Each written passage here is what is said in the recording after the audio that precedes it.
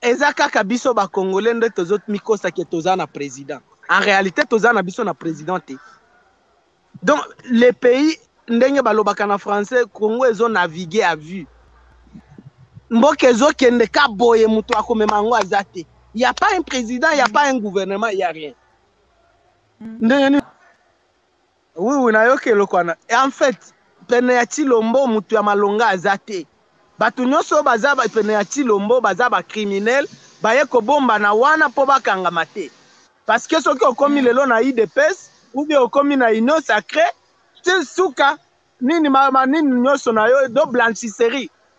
IDPS ekomi blanchisserie ya ba criminel nyonso. Soki ka koye wana obomba ni wana mutu akokanga yo asusu azate parce que Chilombo aza na ye président te. Ye moko parce que na batu wana baza pene na ye bayebi kazaki elite batosaka pe ye te. Aza na eloko akolobela bango te. Eza batu bafandeli nyonso wana kimuyibi ya mbongo ya leta baye paza wana mutu na mutu azoyiba et puis mona impunité mutu akokanga mususu azate chef azate eloko moko eza te. Donc nalingi kolobela bakinoa boye baze na IDPS bazalaka te. IDPS ekufaka. IDPS boye bakesi ekufa na chef nango Papa Etienne. Depuis suso IDPS ya Papa Etienne te. Est-ce que IDPS ya Papa Etienne ezaki akobandozwa $21,000 opesi na député moi nani enseignant opesi 100,000 francs policier militaire opesi bango 200,000 francs? Est-ce que yango nde IDPS ya Papa Etienne? Donc IDPS ekufa na chef nango Papa Etienne. O eloko ya Chilombo oyo na yoki Jantini alobi ke Papa Etienne abando kende na marche na bana na ye na bana na ye. Akola kisa biso photo moko esika Etienne aza na marche na Chilombo na mwasi na ye. Ngana koki kolakisa yo. Ngana koki kolakisa yo des milliers de photos chaque fois que Fayulu aza na marche azaka na mwasi na ye. Mama Esther Fayulu na Facebook. Oui, azalaka wana awa na marche oyo tosalaki bakuluna bazoza bakoya na ba machette na ba mandoki po bazaka na ba mandoki soki nani apesa bango toyebi te pona kobuma ba Congolais. Kinwa nini akokende na babatu wana po babuma ye. Oke kaka na bango bakati yo mutu. Okende kuna te kinwa mutu. Nani akokende marche lobi eza moko eza mibale te. Marche eza moko na kin eza ya ba leader ya opposition parce que biso toyebi loko tozo marche pona ngo. Tuna bango boko marche pona nini? Bayebi te. Biso tozo marche pona vie chère. Bakino bazo souffrir. To ya dollar mata biloko nyonso mata salaire ezaka susu te eloko moko te. Tozo marche pona insécurité na mboka na biso ekomiti na Kinshasa. Olanda kiseni commune ya Maluku e arolete. Territoire ya Kwamut e arolete. Territoire ya Masisi e arolete. Territoire ya Ruchuru e arolete. Territoire ya Djugu etika naza ya Irumu e arolete. Bon, tiko ozolo bela biso tozo kende élection. Tozo kende élection ya modèle nini? Soki Maluku ezate, Kwamut ezate. Nini Masisi ezate. Beni ezate. Ruchuru ezate. Tozo élection ya modèle nini bakenda kabongo. OK. Otie vidéo yango. Zilana tila. Te asala yango. Donc balo total awana. Politique o to salaka to landaka obele démocratie o ba mindel ba sala pe biso toza kolanda par mimétisme. Depuis ba marche banana kata Congo, notamment ba marche ya politique et ya Tchichi. Mais ya Tchichi a la différence, avec sur asali marche na e amemi na banana e na baneko na e ba ke marche. Ma parier politicien mon côté asala yango. Donc balo total bango non bazo basi na bango. Bazo banana bango, bazo ba leki na bango, bazo ba noko na bango, bazo ba koko na bango parce bazana basi ba ko mikolo, ba mususu bazana bana, bazana ba koko, bazana ba ndeko, ba kende pe ko sala marche. Total bango ndenge ba ko sala marche.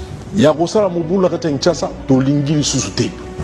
Mwana nyonso o ko sala mobulu lopi na marche. O tokozoye aokende na kanya makasisi pe na kokebisa bilenge bana surtout bino ba jeune garçon comme il a 16 ans, comme il a 17 ans, comme il a 18 ans, comme il a 20 ans, Keba. Bato baza kotinda bino eza pour intérêt na bango moko. Tango ba signer ba corps na bango bazaka na besoin na bino te. Si baza ko luka ba corps et ça le ma ko jabino botia bango poids pour tant bango ba signer ba corps bazu misala bazu mituka bazu bomengo ba bosani bino bomengo na ozala bango moko. Alors biso to lingi kimia eza na mboka nalandi ba video ebele ba na kisa ba ba to boy marche to boy ba na msusu ba puta na nzoto ba msusu ba zoki ba msusu ba kofisi bandeko. Alors yango wana bato ba ko senga mnoko sala marche lobby boke ndete bova na ndako lobby bolanda ba songi te ya bango azo senga mnoko tsa bango poids po ete balakisa na communauté internationale qui est bota na biso bato baza na sima na biso to ngi gouvernement union nationale président de la République a fondé Masolo biso pe tokota na gouvernement transition et salama élection et dans la reportée. Alors biso to boyi to ngi élection et dans 2023 donc élection ko salema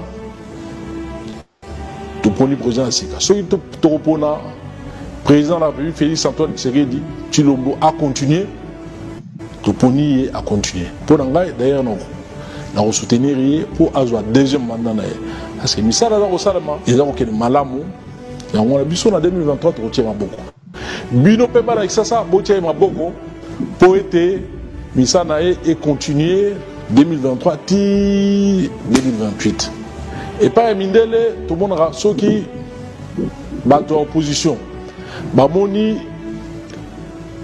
baninga bazo sa malamu bato ya pouvoir bazo sa malamu bakomisi so moni loko mabe bakondamné. Mais au abisso makamnyo so bamona kaka ya mabe na malamu bawoni mabe et loko mokote ba koleka na télévision babika ah non tata moko ni loko asali loko boyi et loko wana eza malamu esenge to komisa makamnyo so eza mabe bango nde baza mabe parce que loko malamu bamona kate kaka makamnyo so mabe. Oyebike nalandi pe ndeko wana Zantini. D'abord, Zantini a autorisé marche Misatu. Non. Oh, on a gouverneur. Non, quel gouverneur? Yawapi. Non, ndeko Zantini. Ndeko wana a autorisé marche Misatu na ville na jour moko. Donc, ceux qui lobby Kinshasa et tout, ceux qui lobby Kinshasa, bakas eza, loko eza mutumoko, comme na e Zantini ngobia. Po biso to lobela kie eloko wana esale makati. Ndenge aza wana auti azaki gouverneur ya Mai Ndombe tangu dossier ya Yumbi zalaki. OK? Ngana azaki na Mai Ndombe bazoluka Zantini ngobila oyo. Yenda azaki gouverneur bati lelo atikala ko expliquer biso qui a tué les gens à Yumbi. C'est bandaka mais ba étouffant. Ba étouffa procès mais ndenge aza wana aza prisonnier. Aza prisonnier akozo dossier wana tokozongela ngo akosala prison. Aye komi bomba wana kisasa au gouverneur te aza mutu il faut samba pona dossier ya Yumbi. Ndenge ayeba ki ndenge abomaki batuna et puis omoni ki asala kanyoso azala na contrôle ya province wana. Yenda te mama o aza gouverneur kuna Rita Bola. Rita Bola. Rita Bola. Aza mutu a parti na ye. Aussi omona parti ba créer lelo lobi ezui gouverneur ezata na député provincial moko te.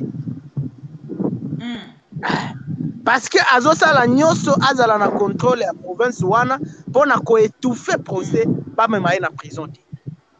Alors kaka kimiliste wana tala ndenge Mai Ndombe komi lelo depuis atia mama na ye wana si dossier bandi ya kwa muti ya Yumbi et komi ba conflit entre bayaka na bateke oyo tutala koyoka te. Mutu asali biloko wana Zantini ngobila na mama na ye bake kotako bake ko il faut que lobela ba congolais soki bayebite nani ni nezoleka na Mai Ndombe régime oyo Zantini ngobila na mama na ye wana ake kotia kuna gouverneur bazui mutu oyo aza chef te Zombi aza Kacher biso nyonso toyebaki ye mutu ya Kabila Kacher bazwi Zombi wana balobi oyo bakie koloba bakie ko installer ye ki aza chef ya banini ya bayaka alors que aza chef le vrai chef là ba écarter ye batie Kacher na bango wana ba meki ko beta biso ba mabanga toleki na mama Esther wana. Est-ce que Jantino azoloba akola kisanga ata photo moko esika papa Etienne azana Chilombo na marche Chilombo asi asala marche Chilombo azaki jouisseur de donc il dépêche vraiment eza alerté na marche ya mokolo ya lobi no bazobanga terrible ndenge na lobelio parce que eza marche ya munene et puis soki bakena blo buzoba boy événement munene et puis soki bazokena buzoba boy tokoya kostula na mabe na bango si ta régime ko utawana oyebi ke bakino baza peuple moko imprévisible bakino eza peuple imprévisible en 1959 babelze baza wana bakolon le 4 janvier 1959 match eza soki imanana nani babelze bayebaki te ke eloko wana elingaki nini libération indépendance elingaki ezala réclamer jour wana bayebaki te ndeko Kamere abimi wana azwi 10 ministres soki na bana na bango na basi na bango tout o bakie koluko s'enquérir bakie pe koluka ba maïste bato batika kokosa il faut kotanga ordre de mission nga na tanga ki yango balobi bakie ko s'enquérir de la situation ya ndenge nini ba maïste mati na nini na Lubumbashi ko s'enquérir do bakie ko tuna ndenge nini il faut kotanga objet s'enquérir de la situation de la hausse des prix. Donc, bakie ko luka pe masangu non, nalingi oleyeba d'abord que azwi 10 ministres pona kokende ko s'enquérir kosomba masangu pete ndenge bakosaki bakendaki kosomba te bakendaki kotala ndenge nini il faut 10 ministres babima na Kinshasa bakende soki Afrique du Sud Zambie pona kotuna ndenge nini masangu emati wana nde musala Kamere bandi yango wana bon biso kamisi biso te po biso toyebaki ke kosuka bongo toyebaki ke na Kamere kosuka bongo tolobelaki bino 100 jours mususu to banda déjà po alobi azopesa 200 millions na batu balo na masangu or toyebi ke mwasi na ye il y a quelques jours asali théâtre moko alobi o aloni masangu soki wapi toyebi te masangu jamais totikala komona donc 200 millions wana toyebi déjà bapesi ba point de vente nyonso ya Bukanga Lonzo. C'est ce qui m'a plus choqué. Auti ko bimisa masangu na ye bapesi ba point de vente nyonso ya Bukanga Lonzo yende ateka biloko ateka parce que toyebi déjà que madame ya ministre ya économie. Or tout ça est interdit par la loi. On ne va bengaka délit d'initié. Et ça la constitution. Donc au profiter na position aux anango ne aux amis. Nde ba bengaka délit d'initié. Tangu susu bakokanga ye awa tokoyoka batu babandi o bakoselie soki nini. Ça c'est le délit d'initié. Azo profiter na position azanango pour apesa mwasi na ye ba avantage. Na 200 millions ya mboka toyebi déjà que 200 millions ekokende kuna bakolo apesaki mwasi wana alona masangu soki asti alonaki masangu balobaki ndenge nini kasi Lubumbashi masangu ezate ti Lubumbashi nde bakendaki kobuka ekenda wapi madame Bibi Lubumbashi yango eloko ezate alobaki aloni soki combien de hectares lokuta na lokuta kasi ndenge nini masango eza na Kasai te na Lubumbashi toza na lokuta Kamere alobi awa ke batu ba marché biso opposition to marché atala soki lobi nde masangu ekozonga ozomona irresponsabilité oh donc biso nde tosala musala esika na ye ya fanda kokende ba Afrique du Sud na batu na 10 ministres pona kokende koko nini kokende soki koluka nini toyebi te biso nde toya na masangu sikoyo ndenge nini yo muto ozomi bengaka tangu na campagne électorale en 2011 Kamera azaki candidat président abandomi benga ye nde Lula d'Afrique Lula ni Lula oya Brésil alobi ndenge ya Lula est-ce que Lula akendaka koluka masangu na Afrique d'ici toza madame Bibi pesa ba congolais ba chiffre nous avons 80 millions d'hectares ya terre arable 80 millions Afrique du Sud eza ata na 20 millions te Zambie eza ata na 20 millions te toza na 80 millions d'hectares de terre arable seulement 2% de eza exploité dans ma campagne biso banso na balabala ti na palais du peuple buya ebele batata bamama bilenge ya Kinshasa pona Congo totelema kozanga te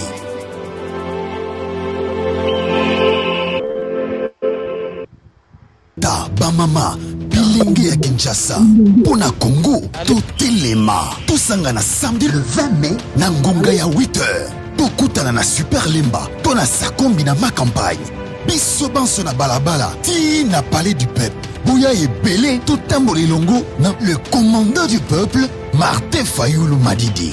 Congolaises et Congolais, bana ya mboka epai biso bozwami na engumba ya Kisasa botelema pe bobima na balabala totambola elongo na Matata Mponyo. Boya tosangana elongo totambola mokolo ya poso yo samedi po tolakisa biso banso ete toboyi makambo ya mabe totambola elongo na le chairman Moïse Katumbi.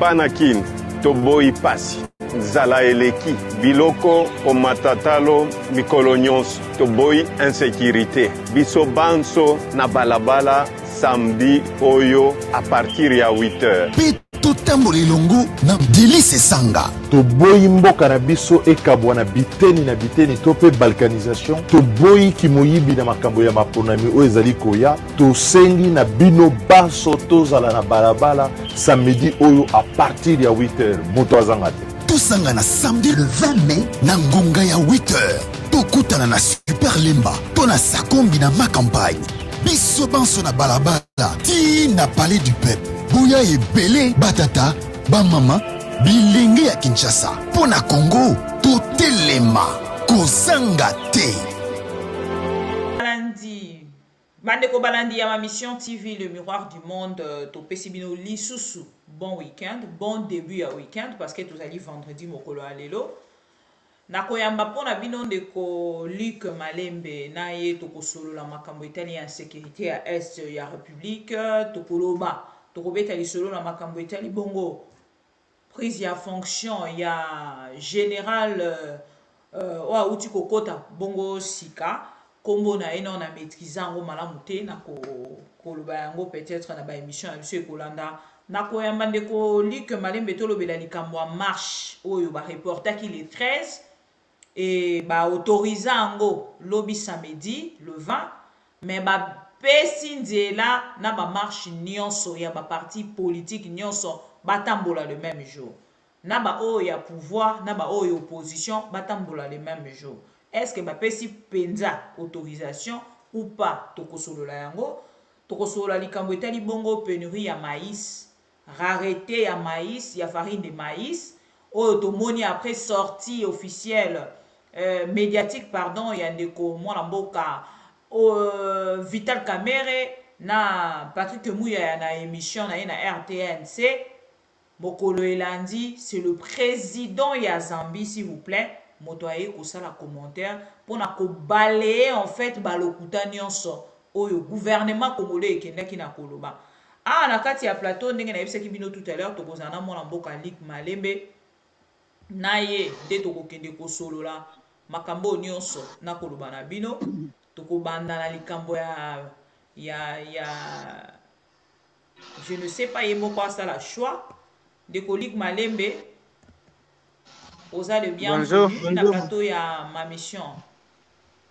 Bonjour mbote mingi madame Bibi. Voilà de Luc Malembe oko ça la choix ya sujet to banda na yango to banda na marche.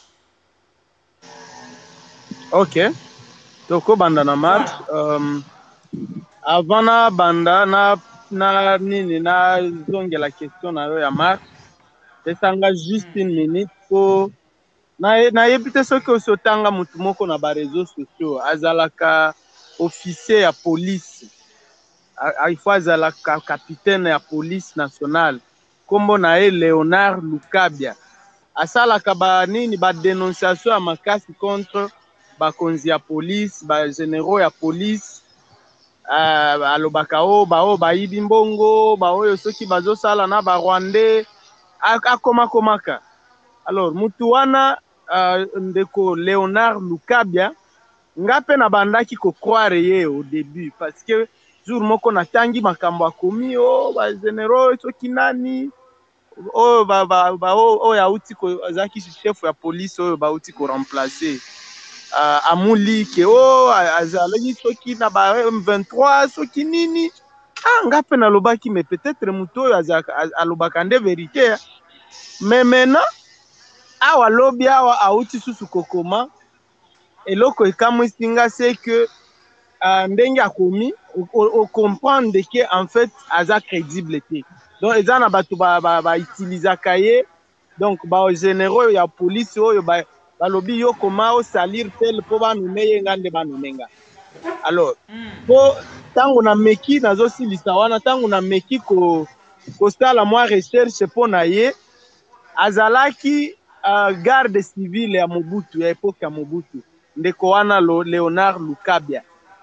Alors tango ya après régime ya Mobutu ba réunification nyonso batindaki ye comme comptable wa police na Beni mais ba recherche on azui aibaki mbongo ya police kuna akimi na yango mbongo ya kofuta ba policier akimaki na yango azonga na Kinshasa ti lelo azalaka kaka kobomba na Kinshasa nde esika akomaka babiloko ya komaka eloko yo kokamwisanga seki akomi ke général oyo aza awa na Bunia ya donc comme commissaire ya police na Ituri général oyo aza awa Sengelwa keno wana aza muyibi nde akomi lobi awa aza muyibi me nga naza awa batu nyonso bazo se féliciter musala général wana azosala pour la sécurisation ya ville ya Bunia.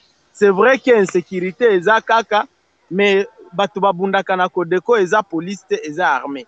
Donc ceux qui style le Kodeko ou bien M23 ou bien ADF bazobuma oko lobakeza ni neza faute ya police te parce que police mutu abundisaka bango te. Mutu abundisaka bango eza armée. Mais pour la sécurisation ya ville ya Bunia en tout cas moi batu nyonso bazo féliciter musala oyo général Sengelwa azosala. Maintenant mutu wana ndeko wana Lambert Lukabia akende kokomake o mutu wana muyibi o soki asali nini balongwa ye baptia nde mutu tel o comprendre que eza na batu moko basali la kaye ba utilisaka ye et puis atikali capitaine depuis mutu azaki na garde civile amataka te po afingaka batu oyo il faut na ma campagne biso banso na balabala ti na palais du peuple buya ebele batata bamama bilenge ya Kinshasa pona Congo totelema kozanga te.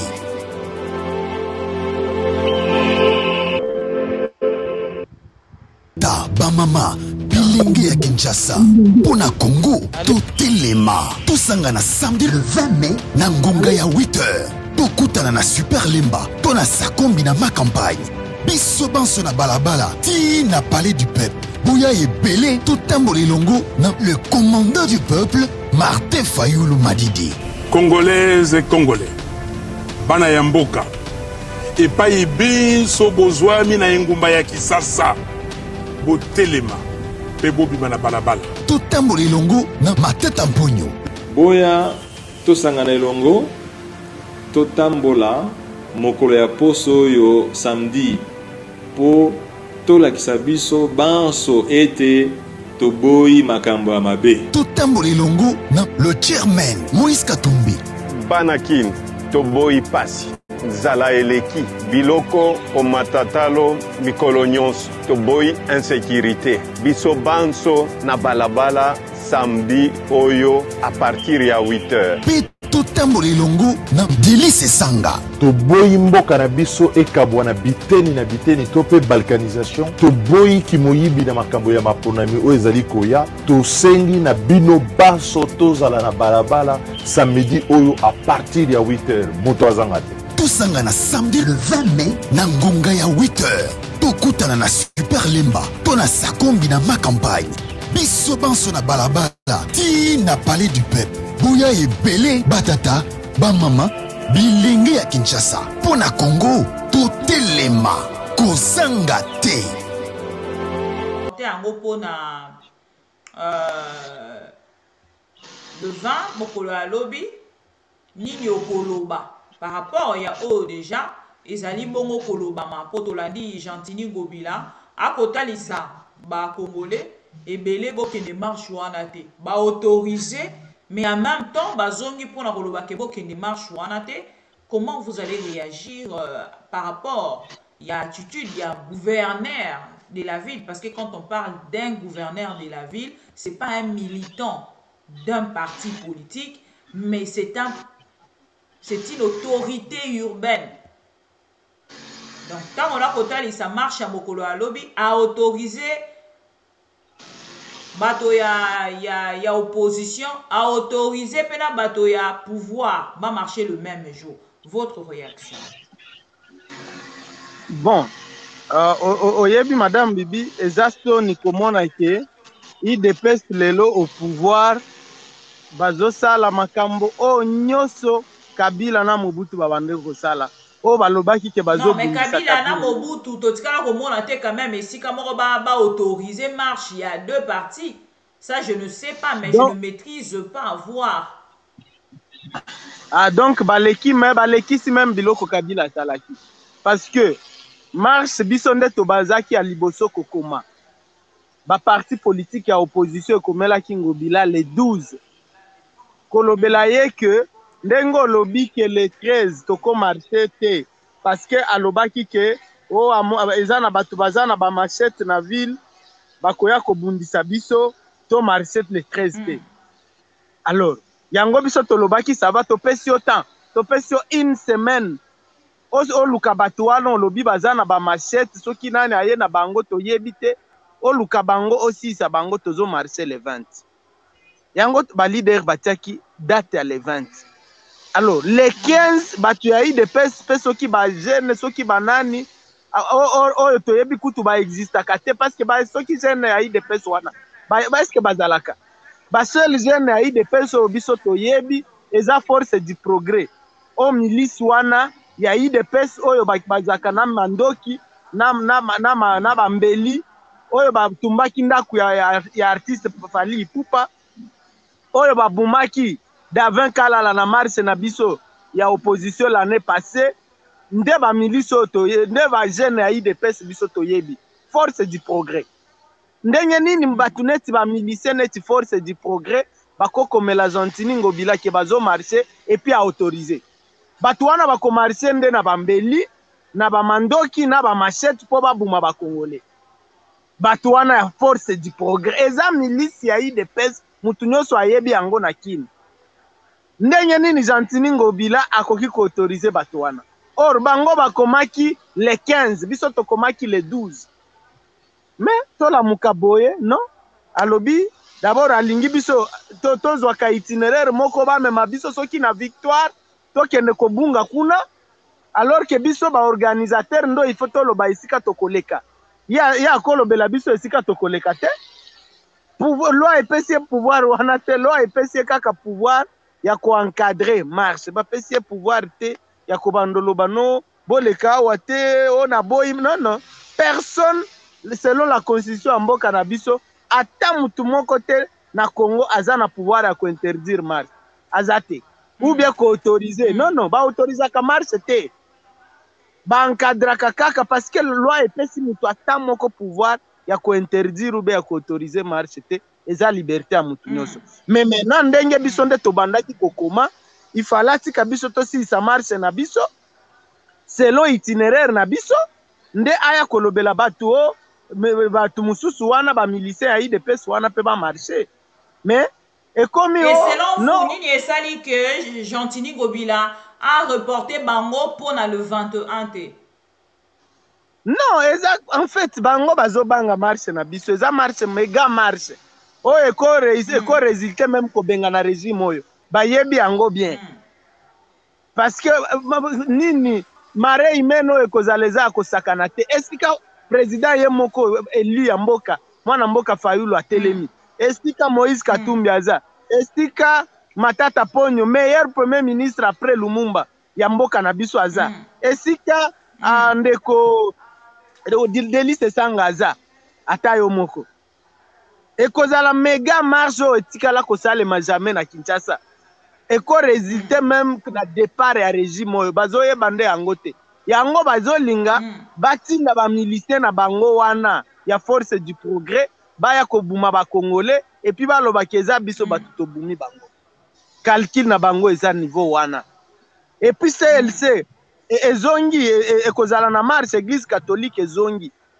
donc ndeko Tshilombo bajour na ye eza compté alinga te amata akita azokende CLC église catholique o bato bayaki po tobenga na Kabila bazongi opposition ekomi ini alors ndenge nini bako vivre wana donc bazobanga yango balobi no il faut église catholique pe s'annonçaki hein église catholique pe s'annonçaki elobi que bientôt bazobanda makambo ba marche. Non, CLC ekozala na marche, je t'informe. CLC comité laïque de coordination oyo kaka yaki poto benga na Kabila ekozala na marche lobi. CLC. Yango église catholique zongi na force nyoso. Donc esika église zongi na opposition pouvoir ya Félix Tshisekedi pour na marche oyo et kendela ko s'organiser. Non, oyebi ke tangu batu baza ozana eloko ya kimuyibi. Olalaka te yo kanisi Tshilombo alalaka te ere nyonso asutukaka loti peut-être Fayulu azoya kozwa pouvoir na ye ozomona donc ndenge Fayulu akozala wana pene na ye Moïse Katumbi akoyozwa pouvoir na ye alalaka te Tshilombo alalaka te ere nyonso asutukaka est-ce que Fayulu ayete kozwa pouvoir na ye alalaka te eloko akimuyibi mama bibi eloko akimuyibi yo kolala nango okolala pongi okolala ya eloko wana nda azobanga po amonike Fayulu azo s'entourer déjà a s'entourer na Katumbi parce Katumbi a n'importe qui la politique na biso a s'entourer na Matata Ponyo a s'entourer na Delis Esanga siko yeko ya kozwa pouvoir yango nyonso ko récupérer yango nyonso yango ezobangisa bango parce que Martin Fayulu a s'entouré na rebelle, ancien rebelle Delis Esanga. Martin Fayulu a s'entouré na un détourneur, Matata Ponyo. Martin Fayulu a s'entouré na étranger, selon l'IDPS, Moïse Katumbi et eloko nini ya malonga ekobima wana. Mama Bibi, est-ce que vraiment biso toko verser na ba débat bongo? Moïse Katumbi, azaki gouverneur ya province, ya la plus riche ya mboka na biso à cette époque. Province ya Katanga, avai kwa bana. Wana azaki kaka étranger. Moïse Katumbi afutaki mbongo po ba kunda papa Etienne. Batu bakozala ba ingrat. Tango bazaki kozwa mbongo na ye, po afuta ba morgue ya nini esika papa Etienne asalaki soki 2 ans. Wana zaki étranger kaka. Donc ba débat wana biso to kota na kati te. Awa étranger azate. Omoni ke ba IDPS bazobosa na ke bango nde bakosenga bila. Nalandaki na nini chef ya bataliban na bango wana Kabuya. Ulandaki ye biloko azoloba. Bazobo Tshilombo na batu na ye bakoti polémique ya balabala ya wenze. Babosani ke bango nde bakongolais. Oui, bangone ba Congolais bana pouvoir oui mais bangone ba Congolais ba kosenga bilan. Eza biso te. Ole ba sala ba luka bilan ba ko présenter et comme kaka mafinga. Donc bilan oyo Kabuya na Tshilombo ba ko présenter eza combien de mafinga, combien d'insultes basala qui contre Fayulu contre Katumbi, contre Matata. Non. Bakanisi bakongole bakobote bango po bayebi kofinga Kabila. Po bayebi kofinga Katumbi, po bayebi kofinga Fayulu. Non, ba débat na bango na biso toza na kati te tozo benga na bango. Olobi ndeko Matata Ponyo, bandeko. Quelle est la juridiction oyo aussi éprouvé que Matata Ponyo ayibi mbongo? Quoi qu'ils aient Moutou, eza normal, mais il faut qu'il y ait un juge qui a confirmé que Moutou a yibi mbongo. Par exemple, bazolo Matata ayiba, kasi kamere bazana ye, azanani. Ye au moins tomona ki asamba ki. Tomona ki kamera asamba ki. Ndenga bima na prison to yeba kati. Alors, mais Matata, toutes les juridictions en Mboka, et lobby et ko juger yete. Si quoi Matata yemo quoi se juger? Cour constitutionnel batinda ki kuna. Akenda ki. Matata si a lobby aza na maboko pembe ayiba eloko moko tende yemo kwa loba. Akenda na cour constitutionnel et lobby eza incompétente ko juger ye. Batinda ye na cour de cassation. Akenda kuna. Cour de cassation loba eza incompétente ko juger ye. Bo yesi koyo asala nini? Donc a se juger ye moko. Si sikoyo Matata azo bénéficier na o babengaka présomption d'innocence. Parce que ata juge moko a condamné ye. Soki lelo Matata ba juge ba condamné ye. Ba lobi ke ya solo ayibaki. Biso tokokabwana na ye parce que tokozala na muyibi ya mbongo aleka te. Mais ata juge moko azo koka condamné ye. Ya biso nini na kati. Et puis soki olobi to olingi to kende na débat wana mama bibi. Bazolo bakabiliste bayibaki mbongo tondimi. Mais bakabiliste batongi ba université, batongi ba kingakati, batongi na Congo. Kasi ba miibi oyo ya lelo bazotonga wapi? Tuna Kabuya si atonga wapi? Na Congo oyo. Aza ata na toilette. Si bazoyiba ba milio bazoyiba bazotinda soki na ba paradis fiscaux, soki na ba mboka mipaya, bazosomba ba bandaku ya kimuyibi soki na Marbella, soki na Suisse.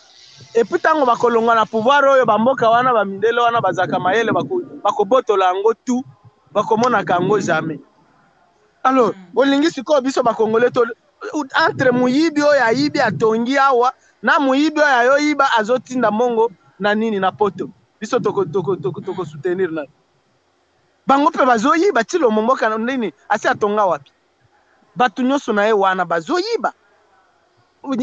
Batonga ka wapi? Ok, bakabiliste bayiba. Alors, c'est ça nga ancien rebelle. Bandeko. Nani aza ancien rebelle te? Bemba o bazana ye, azanani? Mbusta nyamwisi o bazana ye, azanani?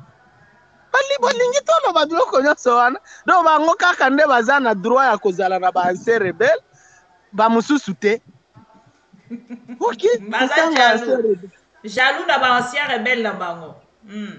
Ozoyoka bato oyo. Bazana ba ancien rebelle nyonso babuma ba Congolais. Bafani na bango wana. Mende o malanga. Bazana mende tolo ba masokolemba na liste tondi kuna. Batu nyonso esika baza wana. Osoki union sacré na bango wana. Mbata RCD Goma. Tuer abuma ba Congolais ndenge aza wana. Batondi wana. Sikoyo nani nde rebelle nani nde aza rebelle te. Alors, et puis nini Sesanga azalaki na MLC comme rébellion. Mais en 2003 ba Congolais bakendaki na Sun City na Tshisekedi nini Etienne Tshisekedi azalaki kuna. Basinyaki accord global et inclusif nga na yo tozalaki te. Etienne Tshisekedi azalaki. Kutu Etienne Tshisekedi azalaki na ba Rwandais. Tala Rubero asimana ye soki na Rugabo soki tout nyoso baza wana. Alors nani nde rebelle nani aza rebelle te. Oh papa mutakolo babiloko akirebela awa eza kaka moko Fayulu. C'est le seul oyo atikala kozala na Rwanda te. Okomona ka photo ya Fayulu na Kagame te. Okomona ka Fayulu na nini na Kabila te. Okomona ka Fayulu na Chilombo te. Ok, c'est le seul oyo aza na maboko pembe.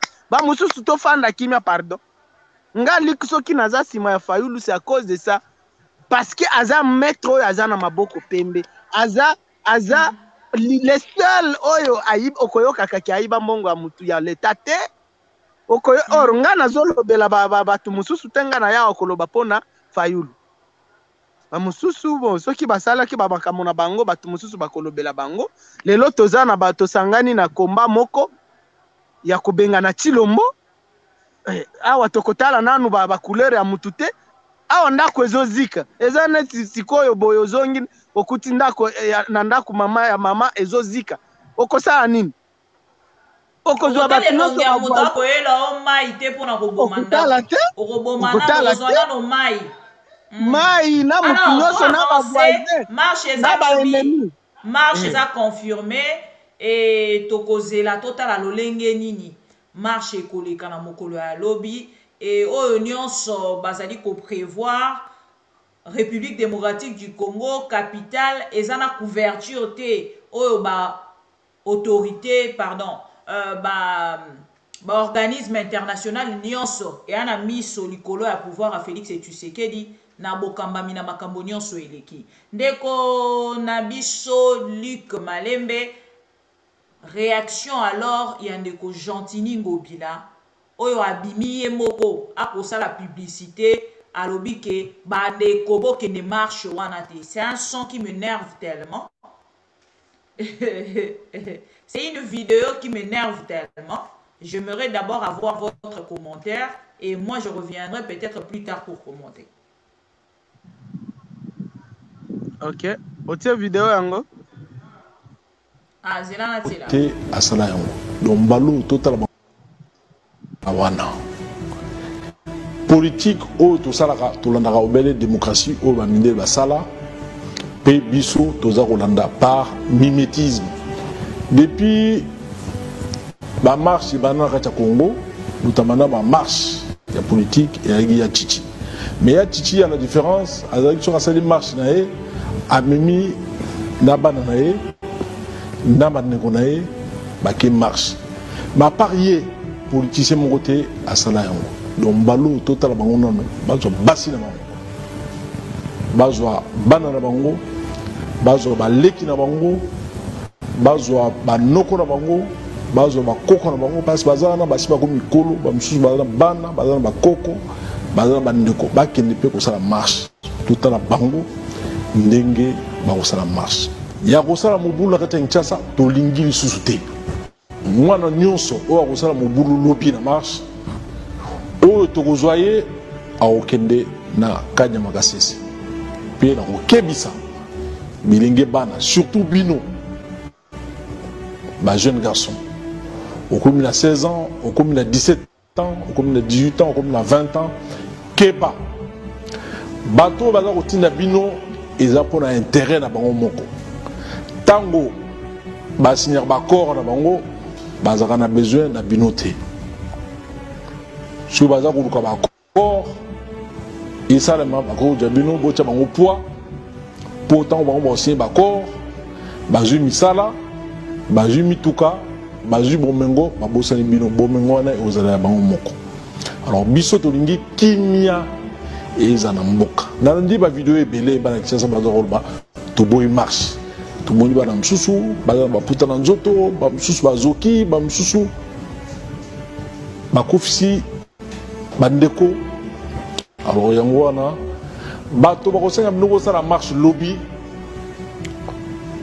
bokende te Ova na ndako lobby bolanda basongi te ya bango bazo senga mnobo tsa bango poids po ete balakisa na communauté internationale qui est bota na biso bato baza na sima na biso tongi gouvernement union nationale président de la république afona masolo biso pe tokota na gouvernement transition esalama élection ezala reportée alors biso to boyi to lingi élection est en 2023 donc élection au Salema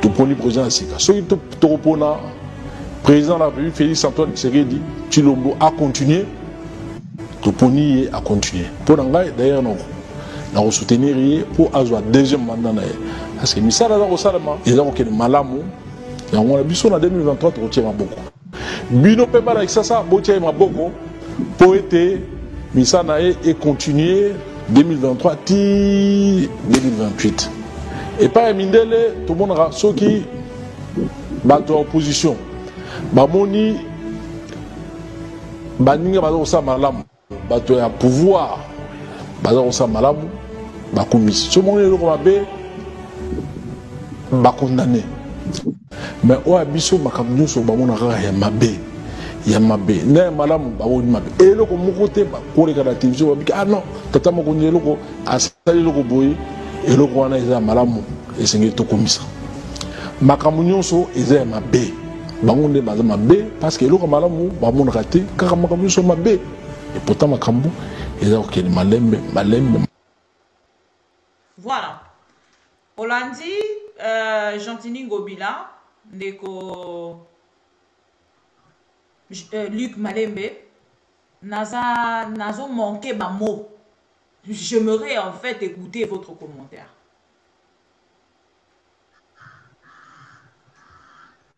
Bon, oyebi ke nalandi pe ndeko wana Gentini. D'abord, Gentini a autorisé marche Misatu. Non, oh anaza gouverneur te. Non, quel gouverneur? Ya wapi? Non, ndeko Gentini. Ndeko wana a autorisé marche Misatu na ville na jour moko. Donc soki lobby Kinshasa soki lobby Kinshasa ba kaseza ba loko eza mutu moko komo na ye Gentini Ngobila. Po biso tolobela ki eloko wana esale makati. Ndenge aza wana auti azaki gouverneur ya Mai Ndombe tangu dossier ya Yumbi ezalaki. OK? Ngana azaki na Mai Ndombe bazoluka Gentini Ngobila oyo.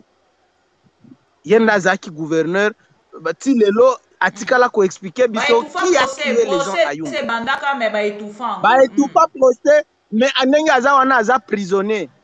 Aza prisonnier akozo dossier wana tokozongela ngo akosala prison. Aye komi bomba wana kisasa au gouverneur te aza mutu il faut samba pona dossier ya Yumbi. Ndenge ayeba ki ndenge abomaki batuna et puis omoni ki asala kanyoso azala na contrôle ya province wana. Yenda te mama oyo aza gouverneur kuna Rita Bola. Rita Bola. Oye aza mutu ya parti na ye. Aussi omona parti ba créer lelo lobi ezui gouverneur eza ata na député provincial moko te. Parce que azosala nyonso azala na contrôle ya province wana pona ko étouffer procès pas même na prison te. Alors kaka kimiliste wana tala ndenge Mai Ndombe komi lelo depuis atia mama na ye wana si dossier bandi ya kwa muti ya Yumbi et komi ba conflit entre bayaka na bateke oyo tukala koyoka te. Mutu asali biloko wana Gentini Ngobila na mama na ye bake kotako. Bake ko il faut kolobela ba congolais soki bayebi te. Nani nini ezoleka na Mai Ndombe. Régime oyo Gentini Ngobila na mama na ye wana ake kotia kuna gouverneur. Bazui mutu oyo aza chef te. Zombi aza kacher biso nyonso toyebaki mutu ya Kabila. Kacher. Bazui zombi wana balobi oyo bake koloba bake ko installer ye ki aza chef ya banini. Yabayaka. Alors qu'il y a chef, le vrai chef est là, bah écarté et bah tchèque na bangoana. Mais na yende azo instrumentaliser conflit, yende azo entretenir milice wana soki ba mobondo zombie. Muta Chilombo a recevoir quoi. Des situations ezole kana Mai Ndombe. Muta azo sala ngo Gentini Ngobila. Alors oya lelo sikoyo donc azolinga me makimilisi na ye wana tina na Kinshasa.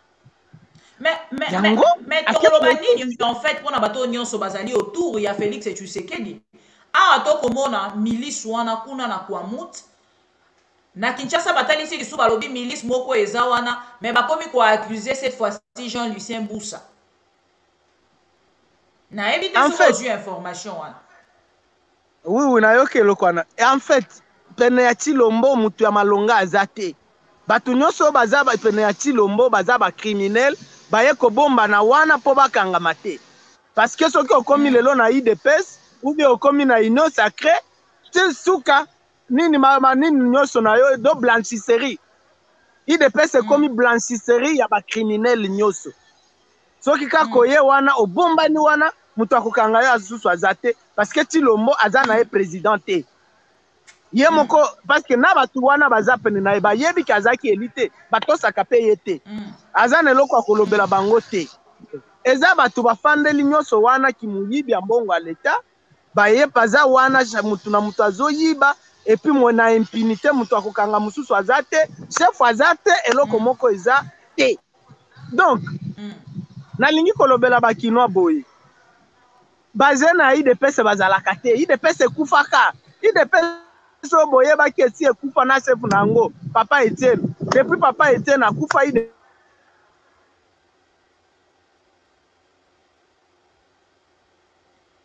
ekufa elo eza wana lelo oyo bazobenga idps eza susu oyo idps ya papa Etienne te est-ce que idps ya papa Etienne ezaki akobandozwa $21,000 opesi na député nani enseignant opesi 100,000 francs policier militaire opesi bango 200,000 francs est-ce que yango nde idps ya papa Etienne donc idps ekufa na chef na yango papa Etienne oyo eloko ya Tshilombo oyo nayoki Jantini alobi ke papa Etienne abando kende na marche na bana na ye na basi na ye akolakisa biso foto moko esika Etienne aza na marche na Tshilombo na mwasi na ye nga nakoki kolakisa yo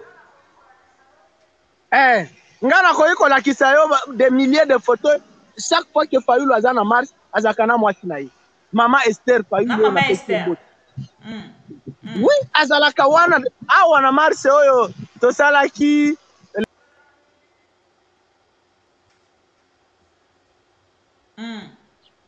nazalaki wana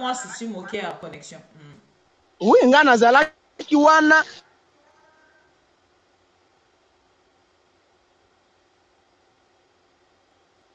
na mama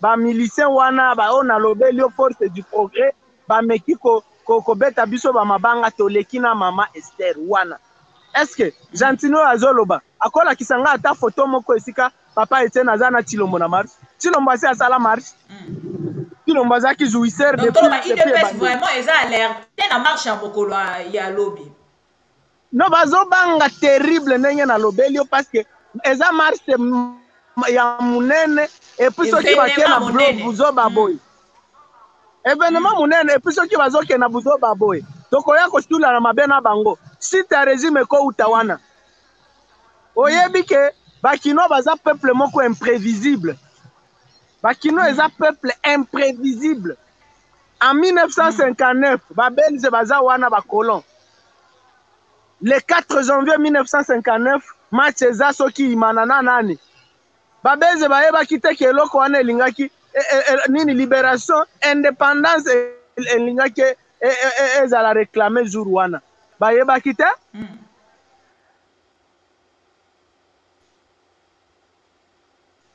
nde bakinois wana eza peuple moko lobi tokoki korenverse régime na bango parce que biso tokozala na marée humaine mutu oyo ata kinois moko akende na biloko ya idps parce que idps ekufa oyo bazobenga oyo jeunesse ya idps lokuta wana eza force du progrès kinois nyonso ayebi force du progrès eza milice oyo eza bakuluna bazoza bakoya na bamachete na bamandoki mpo bazalaka na bamandoki soki nani apesa bango toyebi te mpo na kobuma bakongole kinois nini akokende na babato wana mpo babuma ye oke kaka na bango bakati yo mutu kokende kuna te kinois mutu nani akokende marche lobi eza moko eza mibale te marche eza moko na kini eza ya balidere ya opposition parce que biso toyebi iloko tozomarche mpo na yango tuna bango bokomarche mpo na nini bayebi te biso tozomarche mpo na vie chère bakinois bazosouffrir to ya dollar emata biloko nyonso emata salaire ezaka susu te eloko moko te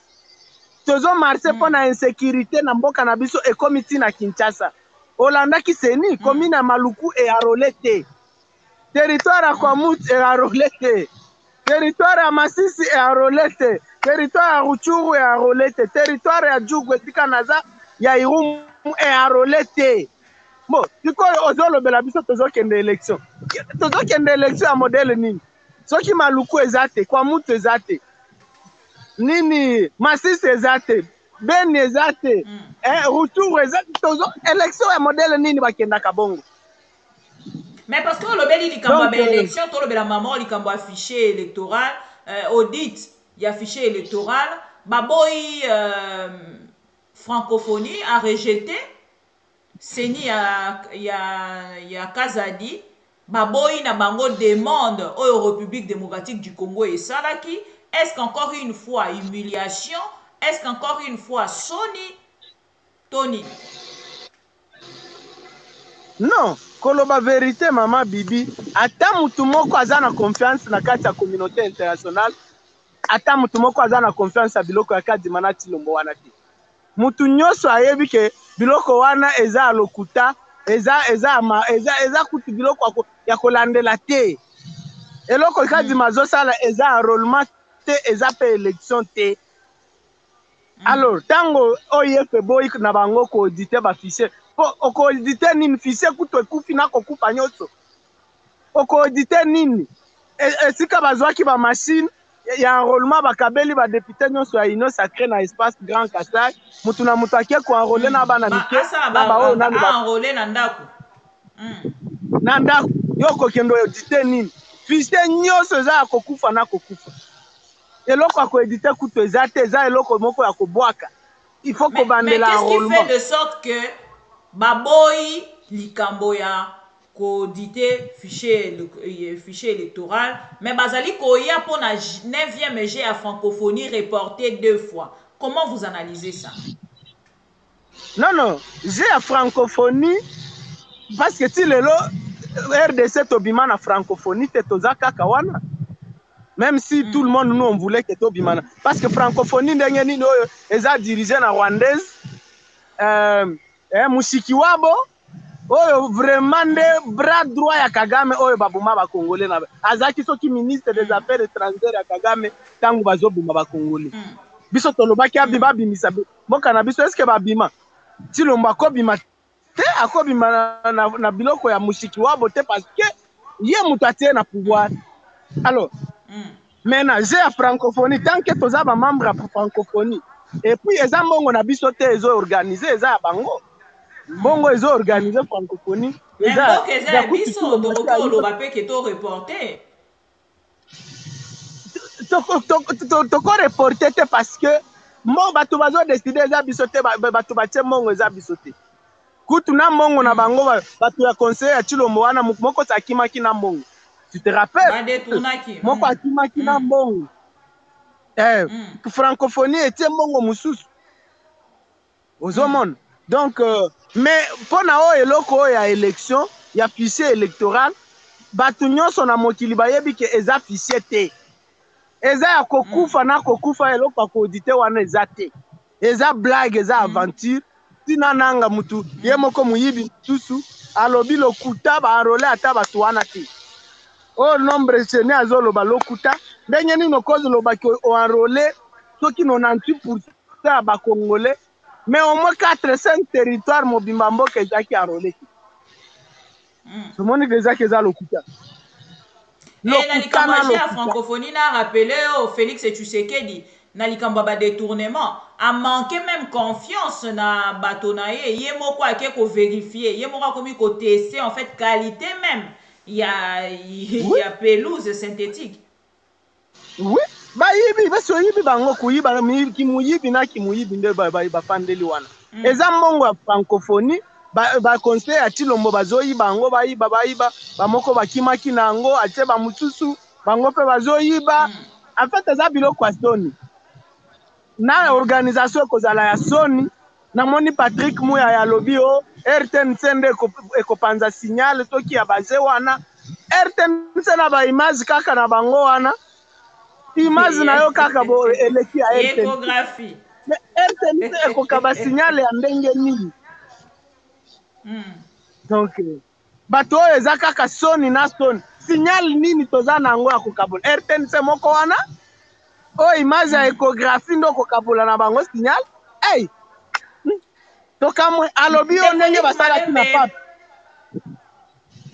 na suki wana muya akosi o ndenge basalaki image ya pape ezalaki RTNC te image ya pape ezalaki papa oyebi nazaki na kino oyebi papa yaki na ba journaliste combien ayaki na matos ndenge nini avion mobimba ya matériel d'abord o bakate o ba nini ba radio Vatican et tout bayaki bango nde bapanzaki ba image na bango na mona ki ya RTNC wapi RTNC ezaka RTNC eza ata na kare ya reportage ndenge za wana eloko moko te baza impayé ba grève na ba grève ba matériel nyonso ekufa okopanza signal bandeko bon mama bibi ndeko likwana pe parce que tolobe likambo ya gestion to kolobela makambo ya bokambami ya Félix Tshisekedi na bato na ye ndeko na kombo ya Vital Kamerhe likambo ya pénurie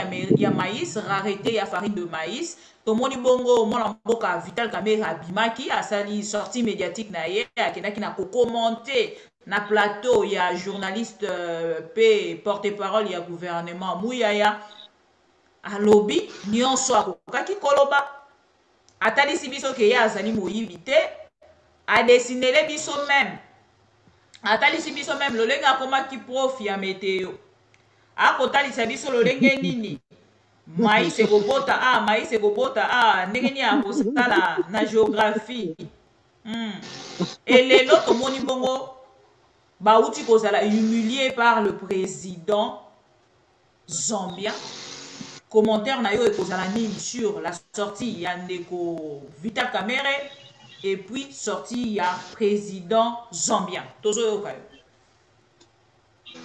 bon oyebi ke ndeko Kamerhe abimi wana azwi 10 ministre soki na bana na bango na basi na bango tout o bake kosankerir bake mpe koluka bamaïs te bato batika kokosa il faut kotanga ordre de mission nga natangaki yango balobi bake kosankerir de la situation ya ndenge nini bamaïs te mati na nini na Lubumbashi kosankerir do bake kotuna ndenge nini il faut kotanga objet s'enquérir de la situation de la hausse des prix. Donc,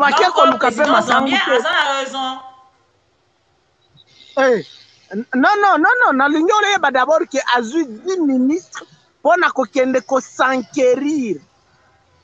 Kosomba masangu pete nenge bakosaki bakendaki kosomba te bakendaki kotala ndenge nini il faut 10 ministres ba bimana Kinshasa bakende soki Afrique du Sud Zambie pona kotuna ndenge nini masangu emati wana nde musala kamera bandi yango wana bon biso kamisi biso te po biso toyebaki ke kosuka bongo toyebaki ke na kamera ekosuka bongo tolobelaki bino 100 jours mususu to banda deja po alobi azopesa 200 millions na batu balo na masangu or toyebi ke mwasi na ye il y a quelques jours asali théâtre moko alobi o aloni masangu soki wapi toyebi te masangu jamais totikala komona donc 200 millions wana toyebi déjà bapesi ba point de vente nyonso ya Bukanga Lonzo. C'est ce qui m'a plus choqué. Auti kobimisa masangu na ye bapesi ba point de vente nyonso ya Bukanga Lonzo yende ateka biloko ateka donc toyebi déjà que madame ya ministre ya économie. Or tout ça est interdit par la loi. On nde babengaka délit d'initié eza na constitution donc au profiter na position ozana ngo ne moza ministre nde babengaka délit d'initié tangu susu bakokanga ye awa tokoyoka batu babandi o bakoseli ye soki nini ça c'est le délit d'initié azo profiter na position azana ngo po apesa mwasi na ye ba avantage na 200 millions ya mboka toyebi déjà que 200 millions ekokende kuna bakolo apesa ki mwasi wana alona masangu soki asti alona ki masangu balobaki ndenge nini kasi Lubumbashi masangu ezate ti Lubumbashi nde bakendaki kobuka ekenda wapi madame bibi Lubumbashi yango eloko ezate alobaki aloni soki combien de hectares lokuta na lokuta kasi ndenge nini masangu eza na Kasai te na Lubumbashi toza na lokuta kamera alobi awa ke bato ba marché biso opposition to marché atala soki lobi nde masangu ekozonga ozomona irresponsabilité oh donc biso nde tosala mosala esika na ye ya fanda kokende ba Afrique du Sud na batu na 10 ministre mpona kokende koko nini kokende soki koluka nini toyebi te biso nde toya na masangu sikoyo ndenge nini yo mutu ozomibengaka ntango na campagne électorale en 2011 Kamera azaki candidat président abando mibenga ye nde lula d'Afrique lula oyo ya Brésil alobi nde ye ya lula est-ce que lula akendaka koluka masangu na Afrique du Sud toza madame Bibi pesa ba Congolais ba chiffre nous avons 80 millions d'hectares ya terre arabe 80 millions Afrique du Sud eza ata na 20 millions te Zambie eza ata na 20 millions te toza na 80 millions d'hectares de terre arabe seulement 2% de eza exploité 2 mais lula d'Afrique soki lula du Congo yango wana azwi nanu 10 ministres po bakende kotala oh mongo kaka basilisi na tourner na bango wana ekosomba 10 tracteurs ekosomba 10 tracteurs to bandi déjà colonne palissade moko $50,000 eza mongo ekosomba au moins 2 tracteurs 3 tracteurs abi eso na koti makambo esika kaka donc biso tozolona ba palissade mais tozozela tobuka ba maïs lula ya Congo yango wana lula ya Congo yango wana alona bakarte baloni ba palissade bazozela babuka masango aye na bakarte na ba météo wana abandi il faut balabala oyo papa etikali combien de temps bobima etikali 5 mois basali 5 ans bazo voyager bazo na ba champagne ba palissade na ba nini na ba voyage chaque jour batongi ata kilomètre ya balabala te bayeli biso siko carte omoni soki obimi awa buka Kalonzo oloni kasi wapi balabala ya wapi otongaki eloko moko te namoni usine moko na Nord Kivu soki na Lubero ezo produire masangu ezo musala ba farine ya masangu olia kende kuna kotala bango ndenge nini toki ko appuyer bango Afrique du Sud après lobby tangu 200 millions kobunga bakangie pona délit d'initié ekokoma bakangie po aza candidat soki nini mais ndeko Kamere aujourd'hui ndeko Vital Kamere atalisi à lobby balongola ba taxe na frontière balongoli ba impôt na likolo ya bato nyonso baproduisaka masangu et bakei lisusu na kopesa bango misolo c'est-à-dire ba 200 millions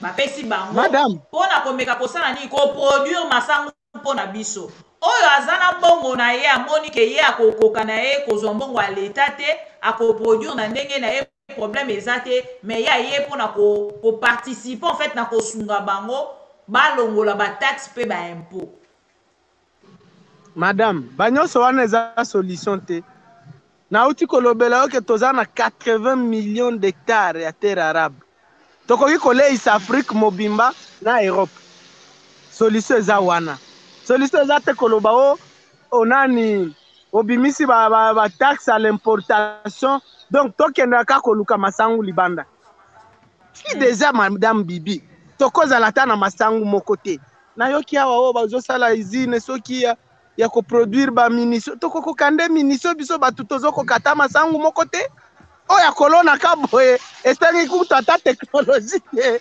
kolona masangu esengi kozala chimiste te eza kolona tozokokango te mais tozolizela bausine soki ya koproduire baarme bandeko non solution eza kuna te biso na manifeste na biso ya Kitangani oyo eza na programme ya gouvernement ya ndeko Martin Fayulu na programme ya kosala tangu tozwika bokonzi tokodéclare état d'urgence agricole ndenge tozobenga yango état d'urgence agricole bango basali état de siège ya lokuta oyo na sécurité kutu nde ekufa biso toza kuna te tokosala état d'urgence agricole de façon que mutu na mutu nyonso oyo aza na ka pouvoir alona oza ministre oza bourgmestre oza chef d'avenue mutu nyonso oyo aza na ka responsabilité ya l'état alona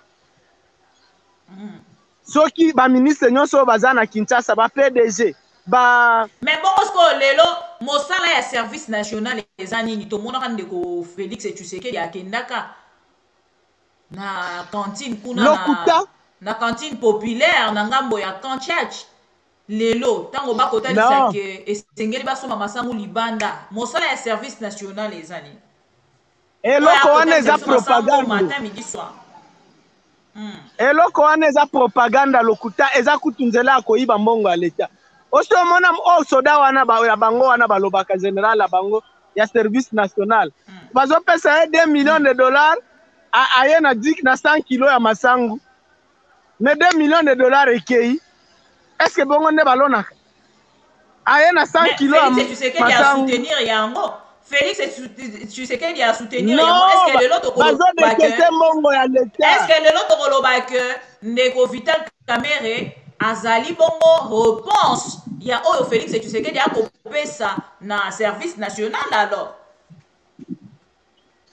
eloko wana service national eza moyen ya koyiba mbongo ya leta ya kodekese bambongo kokosa biso ke bake kolona balonaka mpe eloko moko te mbongo ebungi kaka babimisi 2 millions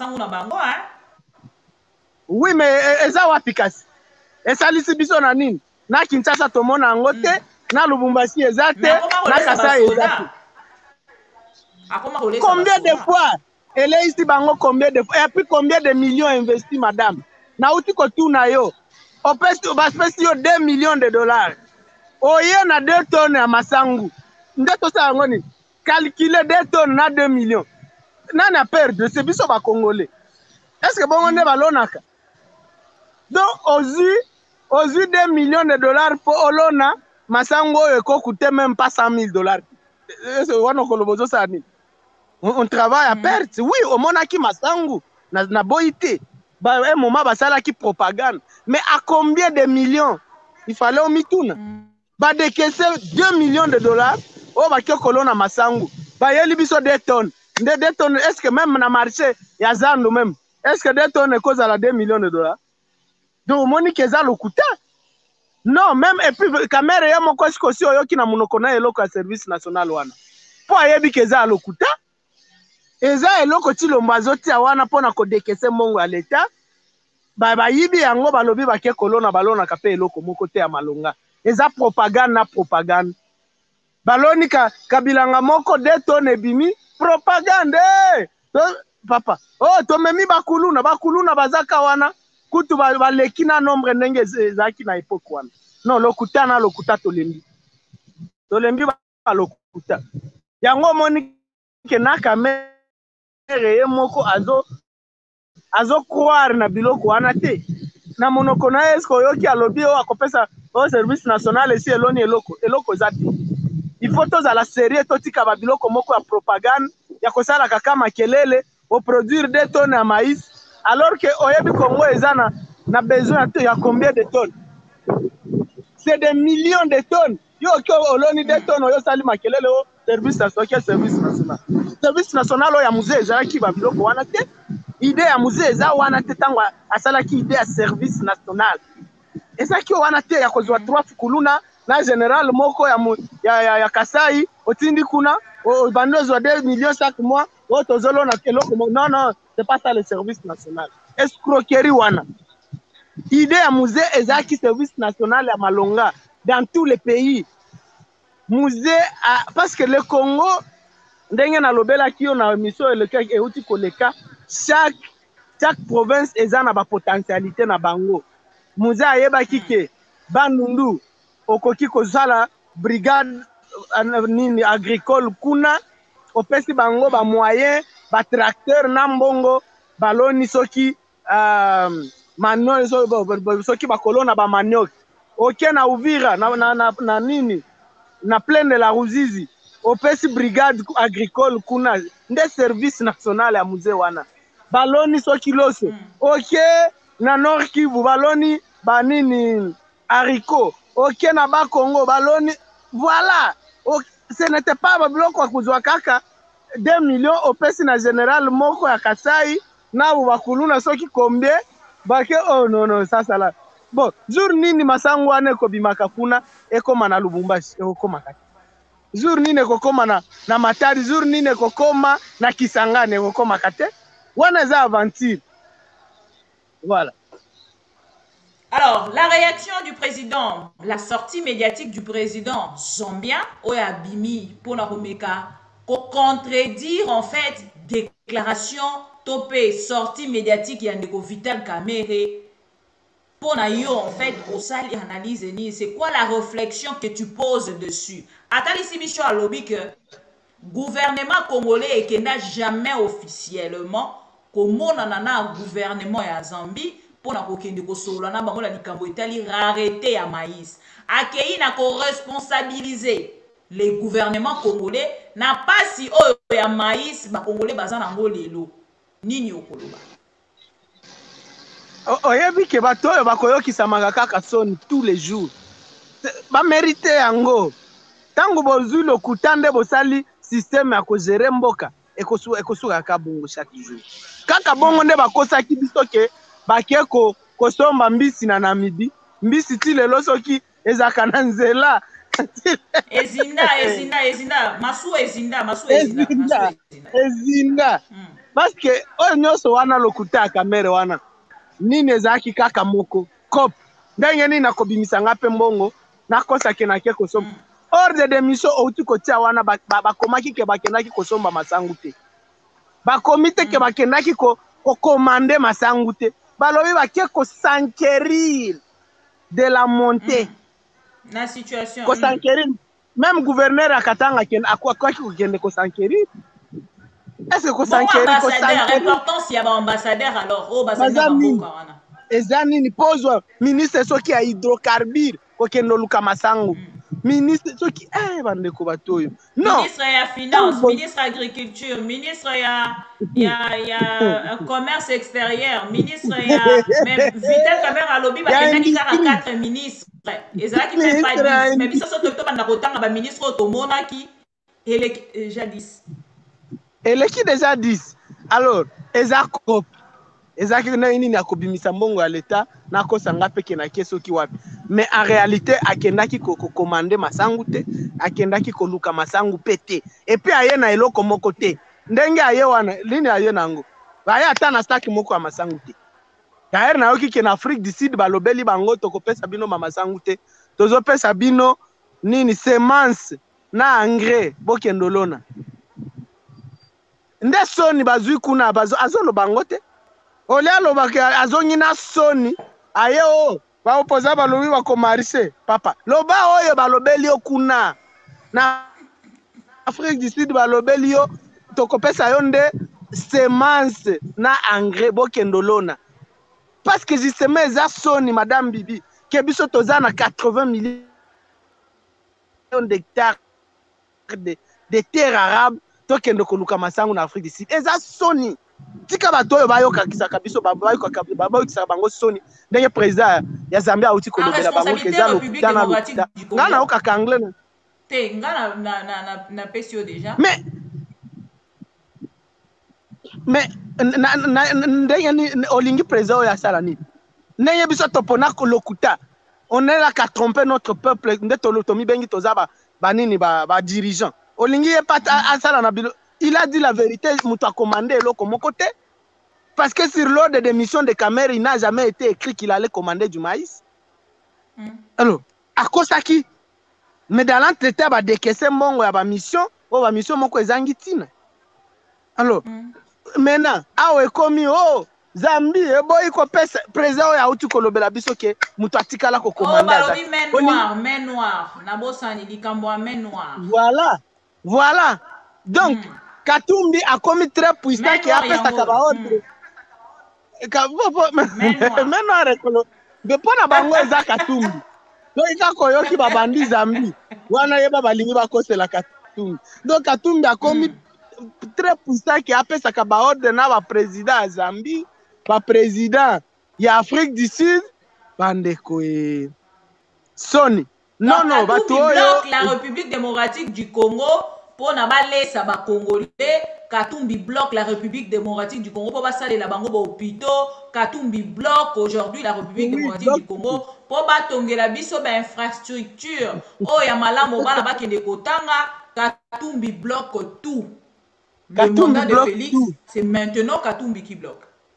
Yabango ezaka bongo Katumbi bloque tout. Yabango basali ba erreur baluki mutu oyo akozala responsable. Yabango ezaka. La victimisation. Basimaka te. Na yoki ti lombo na Namibie na kanisi tokolobela yango. Na Namibie ndazaki. Alobi na Botswana. Na Botswana voilà. Alobi EAC mutu asengaki akende na yango eza population ya Est. Nga naza mutu ya Est. Nani mutu ya Est asengaki ti lombo akende na EAC.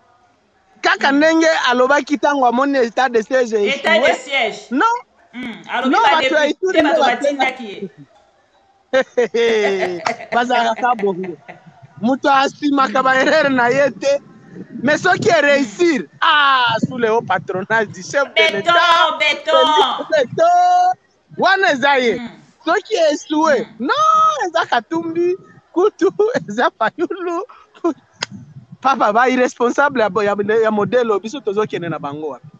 Kamera lobike akanisa kike biso toko marché pona kale ala mukabo ya moni tozo marché kaka bandeko ay abosani ke jour drame ya kale komi Chilombo zaki na avion akokende ko pavane soki wapi akenda ki wapi bato bakufi akei na nani na Nairobi na ba Nairobi azongi na Bujumbura asila Bujumbura ake na Botswana asuka Botswana ake na Brazzaville esika bazokunda na mboka na ye 5000 personnes. Donc biso ba opposant to sala ka musala na place na bango bango ba fandela pouvoir et ça bango ba fandela ka ba voyage bango ba fandela ka nini président ya wapi aussi oyoka président ya wapi. C'est quoi l'image de la République démocratique du Congo lelo kota la même un pays zambien ba kokende nako même le zambien lelo à travers leur président ba kokende nako critiquer et nakati wana atalisi ya lobby Félix et tu sais qu'il a raté diplomatie na ye oyo esengaki bongo asala. Non mais en fait biso ba congolais ndeto kanisa lelo ils organisé a koye ba kolé sa peuple na ye koleka République démocratique du Congo. Ezaka ka biso ba congolais ndeto zot mikosa ke toza na président. En réalité toza na biso na président te. Donc les pays ndenge balobaka na français Congo ezo naviguer à vue. Mboka ezo kende ka boye mutu akomema ngo azate. Il y a pas un président, il y a pas un gouvernement, il y a rien. Tout le monde va se moquer de nous, même Soudan d'ici d'awa, ils vont se moquer na biso. Qui nous respecte encore? Qui nous respecte encore? Oyoka ki nani vice-présidente des États-Unis, Nikki Haley. Nikki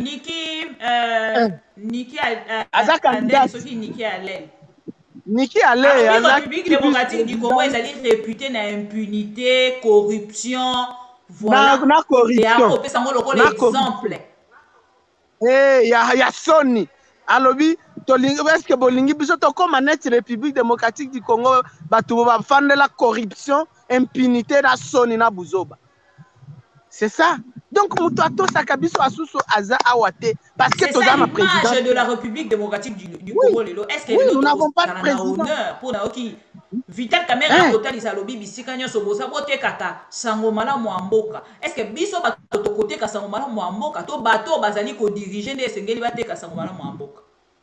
Tango zui 10 ministres pona kokende kotala ndenge nini masango emati 10 ministres ozopesa image ndenge nini oya kosomba te oya kosala eloko moko te oya kotala ndenge nini talo emati tourisme 10 ministres na basi na bango na bana na bango tu 10 ministres donc bodekese 2 millions de dollars na caisse ya l'État po bokende kotala ndenge nini masango emati wana ozopesa image ya ndenge nini basi d'Afrique oyo bamonaki yo balobi nini boza mboka nana oh non s'il vous plaît la vérité c'est que mboka eza na président te biso nde tozomikosa bakongolais ke toza dirige te tozangi président tozangi gouvernement nous n'avons rien toza na bande moko ya baaventurier oyo bakomaki wana ndenge biso nyonso toyebi bayebi ndenge nini bakambaka mboka te bayebi ndenge nini c'est quoi un pays, c'est quoi l'honneur d'un pays. Ils ne connaissent pas. Tout ce qu'ils connaissent, c'est comment voler l'argent et aller acheter des immeubles en Europe. Soukawana, est-ce que vous avez Madame Bibi Kelelo, Mbongo Ezobi Kinshasa et qui est en Europe? C'est le contraire. Alors que Mbongo Bimaka na Europe et na Congo, Lelo, on va coopérer, on va se couleur, on va se lombaye, libiso, bazo vide. Oh là là, il y a eu un petit souci. Quoi, Nawa? Où est-ce que vous avez dit? Voilà. Il y avait un petit souci, voilà. C'est bon, oui, c'est bon. Aussi, on a loko wana wapi. Que Mongo bimana Congo, ndeke nde Europe. Alors que Mongo bimakande na Europe, kosa lisabiso ba Congolais, babola. Donc, bazo vide mukeo toza nango. Nalo belao, Madame Bibi. Est-ce qu'on y dit que tous nos officiels, ata mutaza na famille na Kinshasa wana azaki? C'est terrible. Comment vous pouvez diriger un pays où vous-même vous ne voulez pas vivre? Vos familles, au comité général et armé, famille poto. Au comité bourgmestre, famille poto. Mais comment on va diriger, comment on peut développer un pays avec ce genre de réflexions archaïques? Je suis un défenseur acharné de l'unité nationale en Bokanabiso. Mais il y a des choses qui se passent à Kinshasa qui sont inacceptables. J'étais à Goma, je suis à Bouna ici. Ezana batubazana mbongo à Goma, il y a des riches. Kolekana bakino wana. Mais jamais au côté kala koyoka kabango babini Goma, o bakeko vivre ceux qui marbela, ceux qui suissent baza wana. Dans la guerre, il y a des riches à Goma, bazana mbongo. Mais bazana Goma na famille na bango na bana na bango, na investissement nyoso na bango ezana Goma. Mais à Kinshasa, aujourd'hui kaka mbongo muke, famille poto. Mais comment on va développer? Mission pour tout y service, mission de service, après nomination. Europe, Tour Eiffel. Europe. Avec ce genre de réflexion, Bossana Kolobaketo développe Kenbo Canabiso. On ne peut pas. Ce genre de réflexion, on ne peut pas. Ça signifie que aux ministres à Congo, mais aux na poste à vivre na Congo. Pour toi, le Congo est à 100 à maïs, il y a copié par millions et puis au Kende. Alors, qui développera notre pays à notre place? Moi, je suis indépendant. La ligne nationale, mais il y a des choses qui se passent. Oui. Ce qui se passe à Kinshasa est inacceptable. Moi, je suis à Bouna ici. Il y a des gens qui ont l'argent. Baza Awa, Nabitumbaza, chaque jour, mais ils sont ici avec leur famille. Babimakate. Parce qu'ils aiment leur ville, ils aiment leur milieu. Alors, ceux qui ont lobby, ceux qui na Kampala, ceux qui na Kenya, ceux qui na Marbella, alors qui va construire nos villes? Qui va construire notre pays? C'est là où se trouve le problème. C'est un grand problème. En tout cas, la mentalité à Kinshasa, moi, si je suis élu député demain à l'Assemblée nationale, projet de loi à Liboso na Yakotia et Zawana. Tous ceux qui occupent des fonctions officielles doivent rester ici, leur famille ici. Aux ministres de l'enseignement, banana o batanga kana Congo te. Ndenge nini ko améliorer l'enseignement. Aux ministres ya santé, moi si na yo abota kana hôpital ata moko na Congo te. Ndenge nini ko améliorer ba hôpitaux na biso. C'est ça le problème. Et les Congolais bakino to fandi wana tozo beta maboko. Non, c'est ridicule ces choses, Non. Donc voilà un peu. Donc, la vérité, c'est ça. Toza sous la présidente, toza na gouvernement te biso bakongolais nde tozomikosa ke toza na président aza te toza na eloko moko te le pays navigue à vue omoni ke baconflit eza partout lelo le pays en ébullition donc balien oyo ebandaki kolie biso neti bakongolais nation ezokatana conflit partout auquel Lubumbashi c'est la tension est terrible entre baluba ya Kasai na baluba ya Katanga. À tout moment affrontement cause la Lubumbashi. OK. Nini grand bandundu bayakana bateke conflit ezakite eye. OK. Kikwiti na yo kipeke c'est la même chose. Oza OK na Kisangani. Soki banani soki ba oyoke kibiloko eleki na Kisangani. En pleine ville à Kisangani, deux tribus s'affrontent. Et tikala kozala jamais. Bon, toi qui te lobby à biso on a ituri ba ema na balendu, ba oyo nde to toloba. Kolobate. OK na Maniema. OK na Nord Kivu. To kolobate. OK na Maniema, tolobate. Le pays est en ébullition. Ba lien wana oyo bandaki ko lié biso neti ba congolais toza nation congolaise ezokatana. Parce que tozangi chef. C'est pour ça, c'est ici où les Congolais doivent comprendre c'est quoi le rôle d'un président. Un président, fonction wana ba pesa ka mutunyo sote. Eza na responsabilité munene po eza nde sima ya unité na biso. Siko eza te. Président eza te. O voyageur jouisseur bozane wana azana président te. A coopérant, a mercenaire, a ye koluka mbongo akende. Esika utaki. Tous les liens, ceux qui nazoka au deuxième mandat, bon mais kakopesa bato wana deuxième mandat, ce pays disparaît. Parce que na lingi na rappelé bato bazolanda biso que Congo yo toza nango. C'est une invention des Belges. Avant l'arrivée des Belges, ozaki bato moko côté. Chaque village ezaki na sika na yena, pouvoir na yena, roi na bango, sukawana. C'est les Belges qui nous ont unis, qui nous ont demandé d'être ensemble. Alors, ceux qui pouvoir et à l'État est sous-souté, c'est là où les dangers se retrouvent. Parce que tous qui va tout mon côté. Mais les Belges nous ont unis et nos pères de l'indépendance, Lumumba, Katsavubu, Mobutu, Balobi, Tokotikala, Batumoko. Et puis nous sommes aussi décidé Kotikala Batumoko. Alors, il faut un pouvoir. Il faut un pouvoir. Aonde musala fonction à chef de l'État ba pesa ka mutunyo sote tala biso siko lelo tozangi président et les liens là ezokatana chaque okoyoka partout dans chaque village bato bakokatana parce que il y a plus de symboles ya unité na biso Chilombo azana e coopérant azana e voyageur touriste mercenaire aussi au mona président wapi 4000 morts na mboka na yo OK na nini OK ko ise drapeau na ambassade na biso toki na Botswana OK na Bujumbura osio yoka wapi et puis caméra na sonité o ba opposa ba marché te pona kale yoka bato ndenge bazanga soni tangu kale wana Tshilombo se akoma donc biso nde tozo kamba mboka.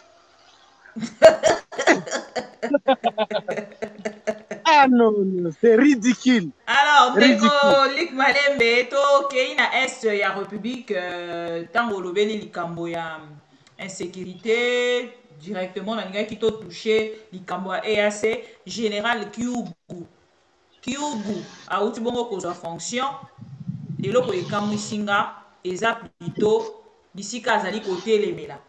Basali yango na forme ya drapeau ya EAC et na kati wana makambo ya lobby akotalisa que bango ba avancé mingi makasi penda depuis novembre 2022 te mokolo ya lelo, c'est-à-dire etikali kaka na moto akende na ko respecter oyo ya ye mosala akendaki oyo ya ye signature akendaki kosala na ngambo ya accord ya Angola, feuille de route ya Angola.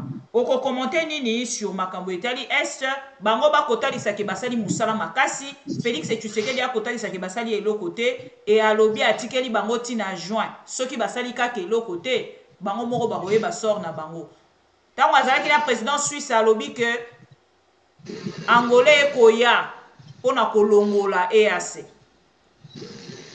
awa akei na Botswana alobi esengeli batikala analyse nini okosala Madame réflexion nini okosala tango okoyoka Félix Tshisekedi koloba toza devant confusion moko totale donc bato na biso oyo bazoyeba susu te toyebi susu te tozana donc baforce nyonso ya mokili eza lelo awa na mosusu ezoya après SADC yango mpe ntango ekosala eloko moko te nayebi te soki tokokende oluka sikoyo nani parce que nazomituna ndeko Tshilombo azalaki quand même candidat président nini nde projet na ye en matière ya sécurité ezalaki nini parce que ntango oza candidat hein?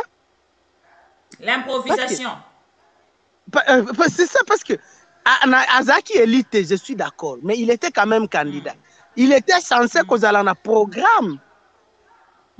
Autant qu'on ait un programme, on a chaque secteur au yebi na kobandela awa na kosuke la awa.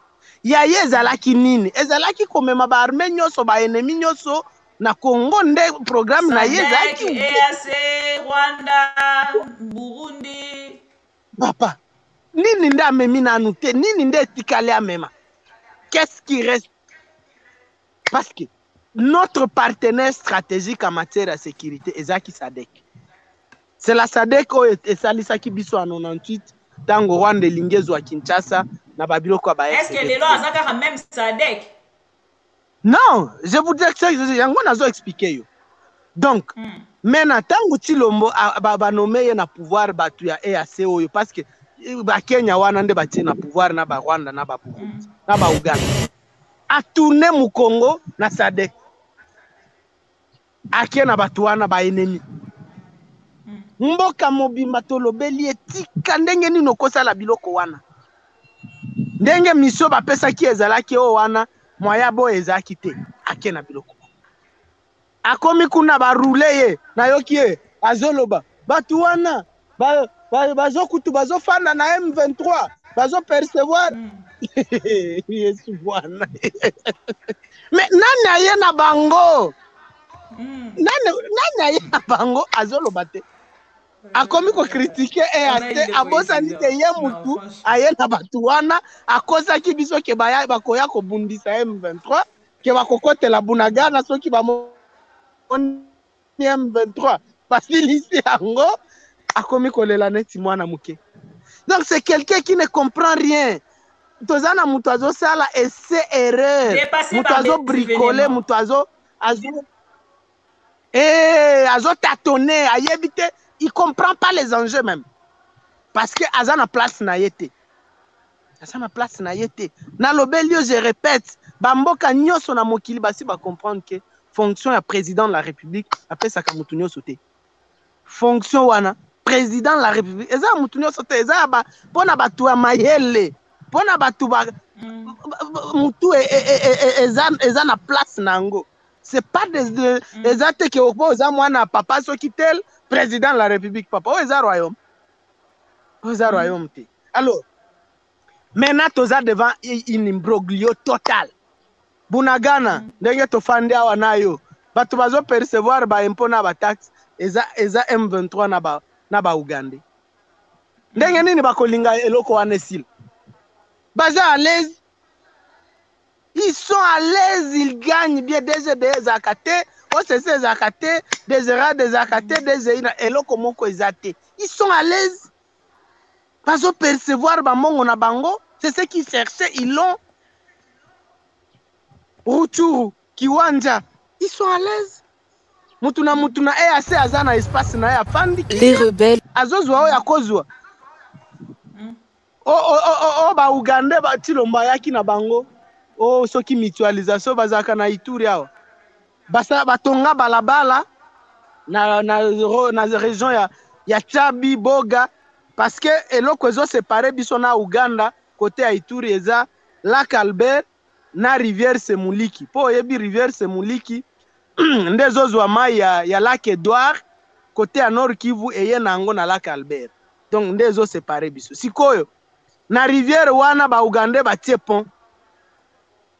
Basali balabala parce que za forêt esika ba ADF bazaka wana Chabi Boga na Burasi soki bazolekisa nini toyebi te ata soda moko ya Congo azate na balabala wana eza Uganda yango moko olobi toza na mutualisation de force na ba Ugandais mais ba Ugandais bazo occuper espace terrible na Ituri ya bango moko ils sont déjà de frères. Ils attendent beaucoup na ba accord au basignana Félix et tu sais. Alors nini bazolekisa nini bazolekisa nini sikoyo bazolekisa c'est le bois bakomi bango bazo exploiter bois na forêt na biso cacao bazolekisa bazosala commerce calmement et babundaka na bango te etali bango te bazui parti na bango bazo s'occuper nango donc toza na confusion moko mais soki okomi na 10e ri limité non kuna bakolobela yo ke tosi tobengana bango bazaka Beto aumela deuxième mandat azozela Jésus de la République bazozela retour ya Nzambe nde bazongisela ye bokonzi bakozala ka wana bakotikala kazame koki mais nous sommes devant une situation de confusion totale. Alors Félix et Tshisekedi bango ba kotalisa basali mosala Félix et Tshisekedi a kotalisa ke basali mosala te soki otali lolenge bato bakotelaki bakoti na voix normal na minduki nyonso bakota na yango est lelo tokoyebisa bango kaka messieurs sortez de chez nous to bakokoma ko s'imposer pe lokola une autre armée un état dans un autre état et tokomi na ba problème ya Irak tokomi na ba problème ya bamboko nyonso o bazona ba problème na Israël par exemple na Palestine. Yo moko uti ko rappeler contradiction de Kochilombo. Jour alobi ake kokozonga na Sadek. Oh Sadek a tournaki mu Congo. Parce que la Sadek s'était senti humilié par Chilombo. Quand il revient là-bas la Sadek bazomona muto est-ce que d'abord qu'est-ce qui se passe dans sa tête? Personne d'abord j'apprends que même bamboke belé ici boye kotinda na bango eloko moko te. L'Angola, Angola comme une na ba relation makasi na Rwanda. Et l'Angola est en contrat. Bazanda na ba relation parce que l'Angola tout le monde a compris.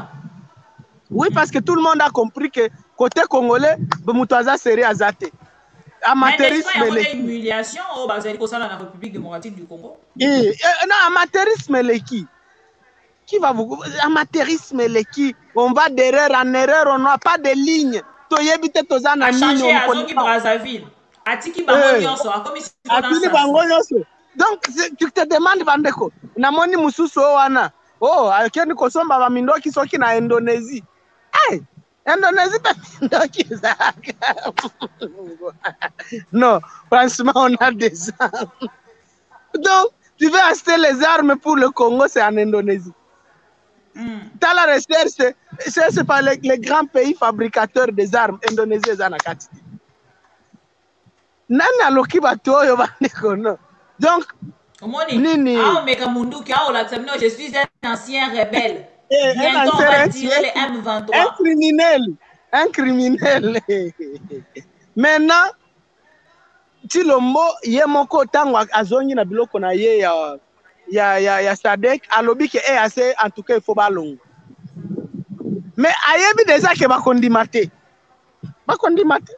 Pe bakolongwa te comment il va faire? Non en fait est-ce que Félix tu sais qu'il y a kolongwa ba assez à travers ba discours na ye pour na kotalisa ke ezali lolenge on a to azali ko sala yango pour na ko sepelisa 10e rue. Ko sepelisa ka 10e rue mais ayebi ye moko ke bakolongwa te. Parce que Kenya basi balobela ki ke baza awati. Toujours police na armée. Non, on a zaki président au Burundi ndalobaki tokozala wana toujours bokozala na armée na police. Tozana ngo. Voilà. Oh ministre moko ya Kenya lobi tokozala soki ya défense alobi armée na bango ekotika la awati tozwa solution à l'amiable na ministre Kenya il y a défense ou affaires étrangères. Il y a défense.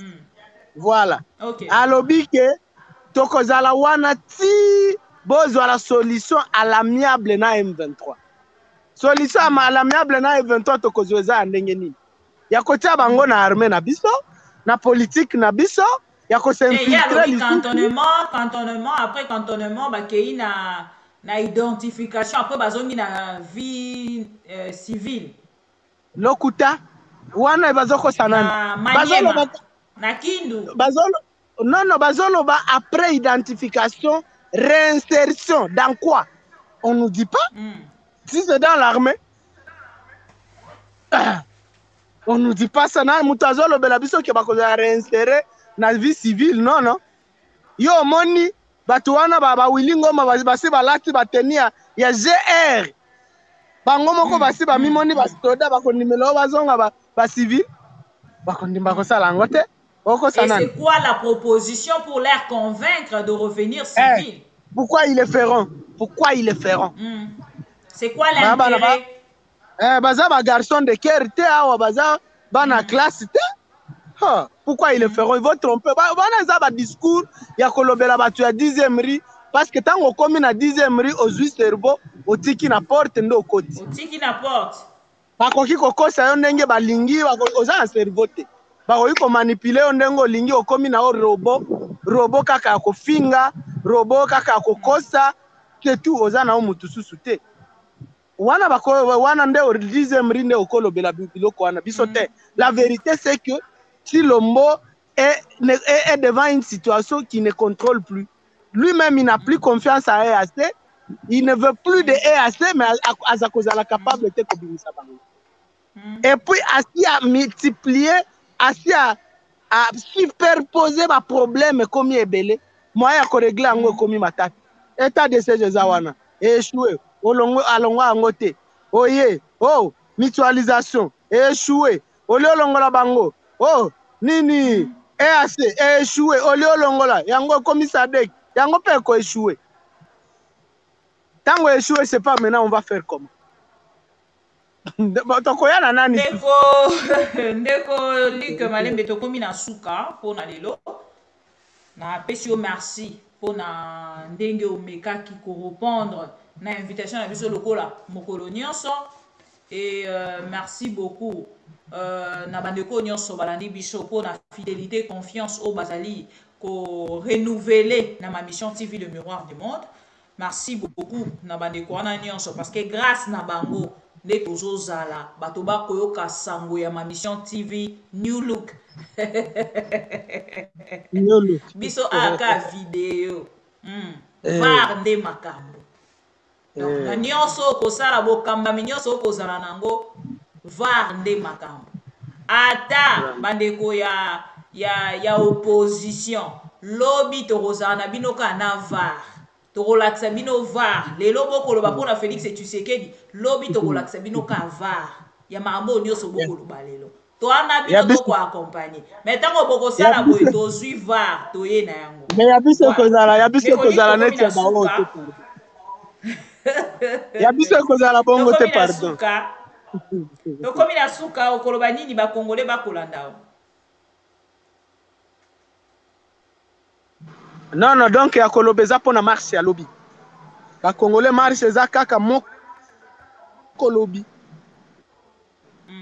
marche ya ba leader ya opposition lemba donc nde marche moko eza ba mususu eza marche bazoloba o jeunesse ya IDPS eza kate eloko ezalaka eza nini eza milice force ya bango force du progrès nde bakomarise na ba machette na ba mbeli mpona koboma bino soki moto aza bezo baboma ye lobi akende na bato wana lobi donc marche eza kaka moko 8h président eli mwana mboka akozala wana président Katumbi akozala wana président Matata Ponyo akozala wana président Delice Sanga nyonso ba leader na biso ya munene ya lelo ya opposition peuple se liberaka yango moko totika pe kolela ya biso kami kaka ko se plaindre kolela mais il faut agir bo kanisa kenzambe ndako akouta lola ko bimisa la biso tilomo eza biso nde il faut to bunda to bimisa ye wana to bengana ye yango il faut koyaka na ba marche nyonso wana parce que marche wana eza entraînement ndenge nini tokozala na makasi na nini na balabala et puis to bengani régime oyo donc C'est ça le grand message toza nango pona lelo. Na pesi mbote nini, merci mingi madame Bibi pona opportunité munene ozo pesa biso. Naza d'accord ba vidéo nyonso tozo sala, ba critique nyonso tozo sala eza ekotikala. Ekotikala na YouTube na yo. No bibiso tozo zwa bokonzi. Donc tokoza na droit na erreur te. Tokoza na droit na erreur te po kozongisa nyonso oyo. Toko vivre ndenge nini. Toki biso tokomi wana to bando sala les mêmes erreurs osongisi biso toko vivre ndenge non. Toza conscient que toza na droit ya erreur te. Toza conscient que toza génération ya dernière chance. Ceux qui tosali biso les mêmes erreurs mboko yo et disparaît. Toza dernier espoir, dernière chance ya mboko yo. Toza na droit ko sala ba erreur ya bongo susu. Merci. Merci beaucoup, Ndeko Luc Malembe. Je rappelle encore une fois, Théozali, Moko, il y a un cadre, il y a parti SID et Ozali Nakati, il y a opposition.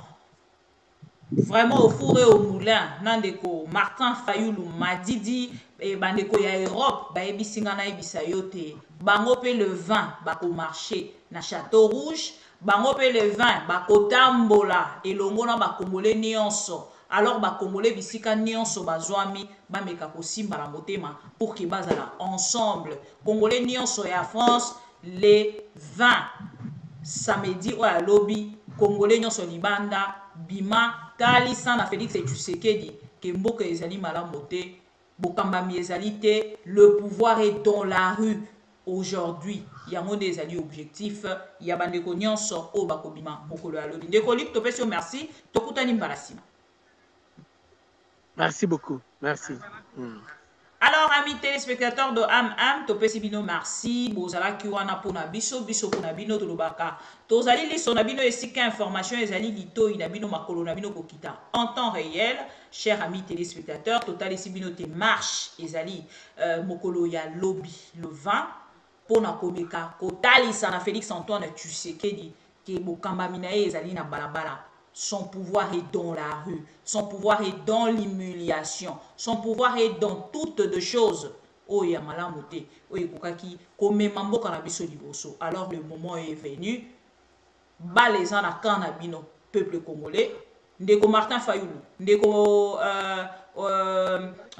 Deïs Sanga. Ndeko Matata Ponyo. Ndeko Katumbi. Bazali wana pour accompagner le peuple congolais. Même marche chez Bino. Et c'est le peuple congolais moko azala nanzela. Oyo opposition, oyo pouvoir ezali kotalisa. Lelo elingi kolobake bato bazali makasi, elingi kolobake bato bazali fort et grâce ya accompagnement na bango des solutions ekopé sama lobby to lobby na départ ya Félix Antoine Tshisekedi. Amis téléspectateurs, to komi na souka pona lelo, bon vendredi encore une fois. Na bato nyonso balandi biso, opesi bino merci. Bandeko nyonso bo commenter na moni, bo lingwa na motema, ndenge ni bozali ko partager yango. Encore une fois, to liker, to partager, panza sango na ndeko nyonso. Oyoyo alandaka biso. Oh nano ayebi ma mission te, lelo to komi na 188 000 abonnés na ngambo na bino bokeni na kopanza sango. Objectif feza na 5 mois au Félix Tshisekedi akoluka mandat mosusu au peuple congolais akopesa été biso pe to un objectif ya 200K 200 000 abonnés te to comme à la fin ya année oyo. Alors merci beaucoup.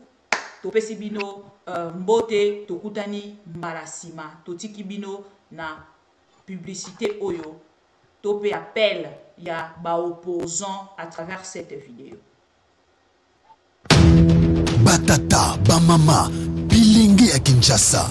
Pona Congo, tout telema. Tout sangana samedi le 20 mai, na ngonga ya 8h.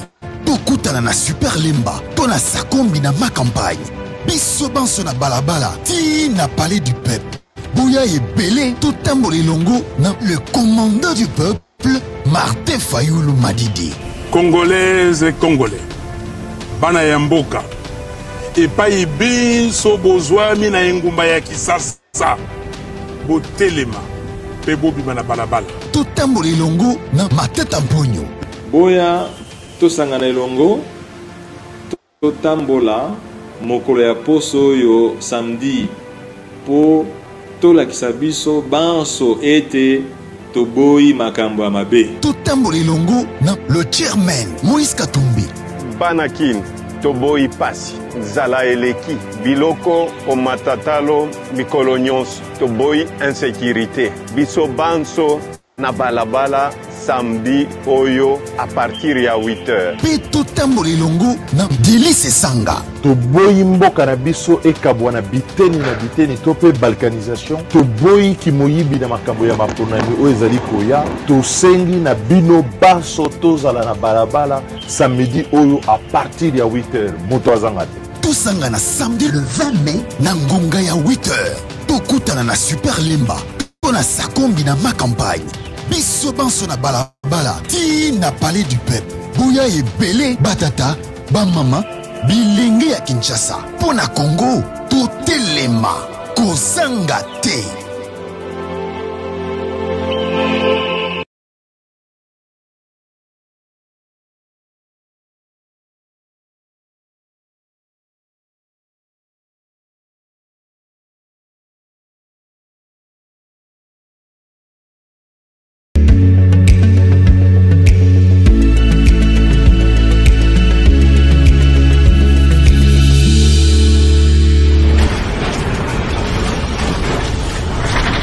Ma mission TV, le miroir du monde.